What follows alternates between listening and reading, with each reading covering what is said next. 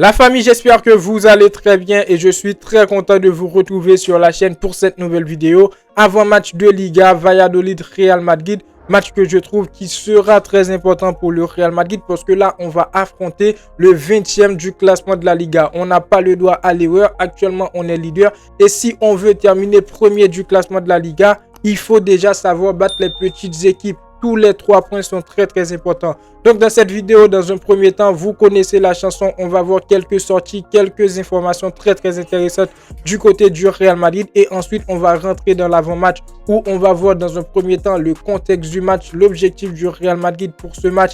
Après, on va parler un petit peu de l'adversaire malgré on n'a pas beaucoup de choses à dire. On va parler de notre Real Madrid. Vinicius qui ne sera pas présent, qui pour jouer à sa place. Je vous donnerai mon 11, le 11 qui pour moi peut battre ce match. Et comme d'habitude, on va terminer sur la partie pronostic. N'hésitez pas à donner vos avis dans les commentaires. C'est très important de participer, de lâcher le petit pouce bleu pour le référencement pour aider au développement de la chaîne. Abonnez-vous si ce n'est pas encore fait. On est parti pour cette nouvelle vidéo. Let's go!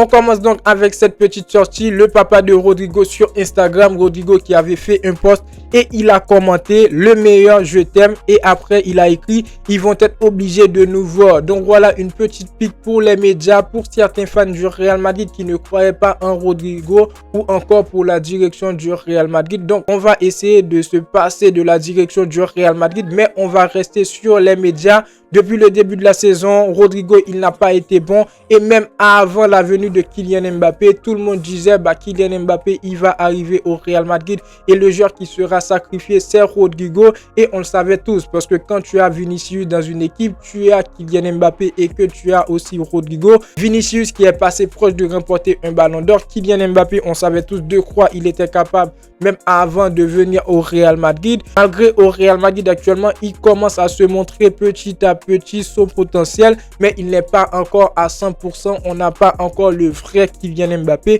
Donc voilà, on se disait Rodrigo, il sera sacrifié. Rodrigo en début de saison, on va pas se mentir, il n'a pas été bon. Mais après la Noël, Rodrigo, il a fait son retour. Et il est très bon dans les derniers matchs du Real Madrid. Il nous a sorti une très bonne prestation. C'était face à Celta Vigo sur le côté gauche de Vinicius. Vinicius qui était absent. Après, il a sorti une très bonne prestation face à Strasbourg. Il a marqué un doublé.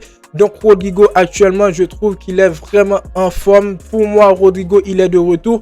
Et pour ce match qu'on va jouer face à Valladolid, les amis, Rodrigo, il sera encore une fois sur le côté gauche parce que Vinicius, il n'est pas présent. Donc, j'espère bien sûr que Rodrigo, il va continuer sur cette ligne et réussir sa saison, réussir avec le Real Madrid parce que comme je vous ai dit dans presque toutes mes vidéos où j'aborde ce sujet, Rodrigo, Kylian Mbappé, Vinicius, moi, je veux que le joueur il reste au Real Madrid. Quand tu parles de Rodrigo, tu peux pas aussi aborder le sujet départ dans cette équipe du Real Madrid. Rodrigo, actuellement, il est très bon et donc j'espère qu'il va continuer. On prend donc une petite information, les amis. Avec le retour de David Alaba, Raúl Asensio a de plus en plus de chances de jouer latéral droit. Donc voilà, ça me fait pas plaisir. Vraiment, à un certain moment, on peut se dire, en tant que fan du Real Madrid, on n'a vraiment pas le droit au bonheur.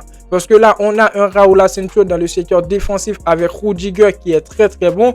Comment on peut me dire qu'avec le retour de David Alaba, j'espère bien sûr qu'il est de retour au top niveau. Mais actuellement, il a joué tout simplement 2 matchs où il est rentré en fin de match.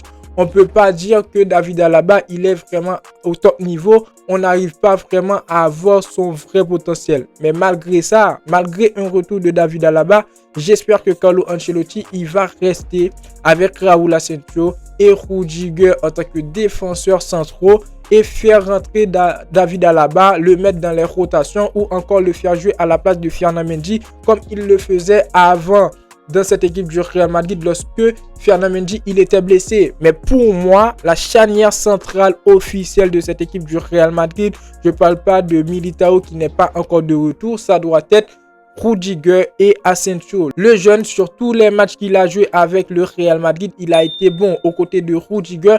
Donc voilà, à un certain moment, je pense que Carlo Ancelotti, il peut faire reposer Raúl Asensio dans certains matchs. Il peut aussi faire reposer Rudiger dans certains matchs. Mais dire qu'on va mettre Raúl Asensio sur le côté droit. Il faut à un certain moment arrêter de bricoler. On a le mercato, on doit recruter si on veut un latéral droit. Mais pour l'instant, Raúl Asensio, il est un défenseur central de fonction. Il doit rester à son poste selon moi. Et accompagné de Rudiger, il va nous donner du très bon travail les amis. On prend donc la troisième information, une petite sortie de Carlo Ancelotti qui a parlé de Vinicius. Vinicius en Arabie Saoudite. Mes informations directes sont que Vinicius Junior est très heureux ici et qui veut écrire l'histoire au Real Madrid. Donc voilà une information qui me fait énormément plaisir les amis. Ces derniers jours, on a vu Vinicius doit partir du Real Madrid après qu'ils ont vu une très bonne prestation de Rodrigo sur le côté gauche avec Kylian Mbappé dans l'axe en tant que numéro 9. Donc voilà, Vinicius, il a joué face à Strasbourg, il a été très bon. Il nous a montré encore une fois qu'on n'a rien à lui reprocher. Et comme je le disais dans mes dernières vidéos, si Vinicius un jour il décide de quitter le Real Madrid pour les insultes racistes, tout ça, je pense que ce serait à la direction de l'encourager, d'essayer de le convaincre de rester au lieu de le laisser partir. Donc voilà, Carlo Ancelotti qui nous rassure. Actuellement, Vinicius, il est très heureux avec le Real Madrid et ça me fait énormément plaisir. Moi, je veux pas de départ pour Vinicius, les amis. Maintenant, on rentre dans le match. Le Real Madrid qui va affronter Valladolid demain à 15h heure française, les amis. Et on commence directement avec le contexte du match. Le Real Madrid sera en déplacement pour ce match de Liga.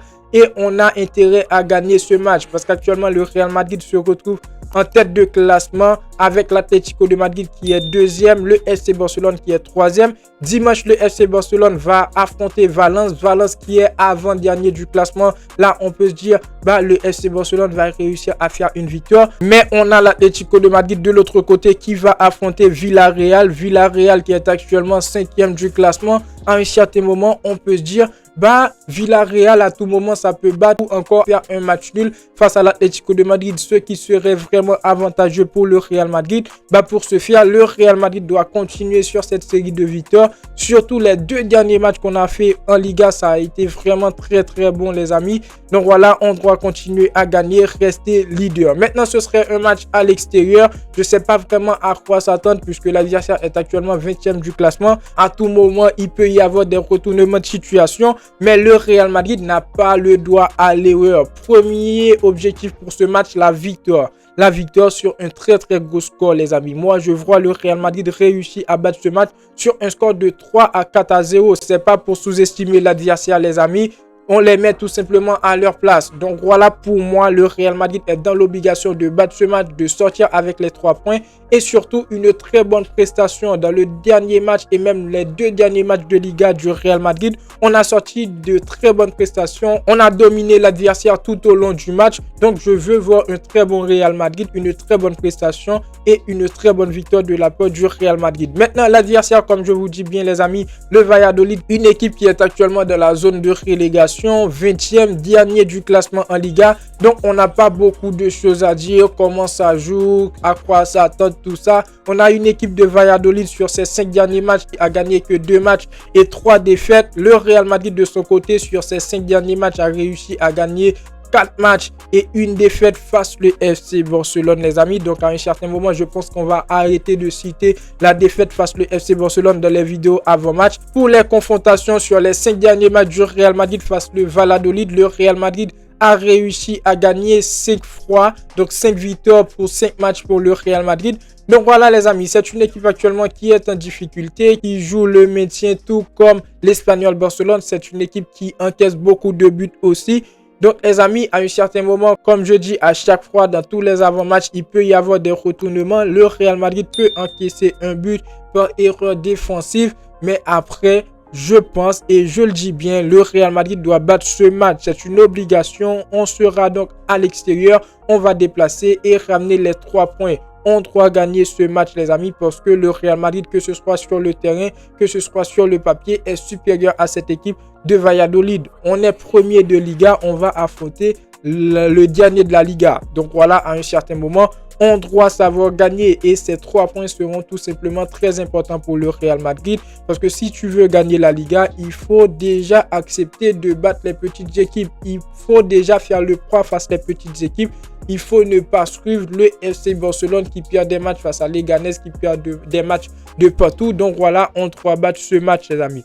Maintenant, le Real Madrid, je trouve que le Real Madrid va très très bien. On a gagné les derniers matchs en Liga, les amis, et je trouve que le Real Madrid, ça va. En Liga, ça va. On a gagné les derniers matchs, que ce soit en Liga, en Ligue des Champions, et surtout sur des prestations complètes. Maintenant, pour ce match, on n'aura pas de Vinicius. Vinicius qui est suspendu pour ce match, les amis. Donc, je pense que Carlo Ancelotti, c'est pas même, je pense, Carlo Ancelotti doit partir sur un Rodrigo sur le côté gauche. Rodrigo qui a joué le dernier match du Real Madrid en Liga sur le côté gauche où il a été très bon. Il s'est bien organisé avec un Kylian Mbappé qui était dans l'axe et un Brahim Diaz qui était sur le côté droit. Donc voilà, on n'aura pas de Vinicius pour ce match. Après, il y a aussi des questions à se poser sur un Vinicius parce que Vinicius, les amis, pour ce début de saison avec le Real Madrid, Vinicius, il a été suspendu en Ligue des Champions. Il a été suspendu en Liga. Il ne va pas jouer le prochain match de Ligue des Champions avec le Real Madrid. Et malgré tout, Vinicius, il reste le deuxième meilleur buteur de cette équipe du Real Madrid. Donc, à un certain moment,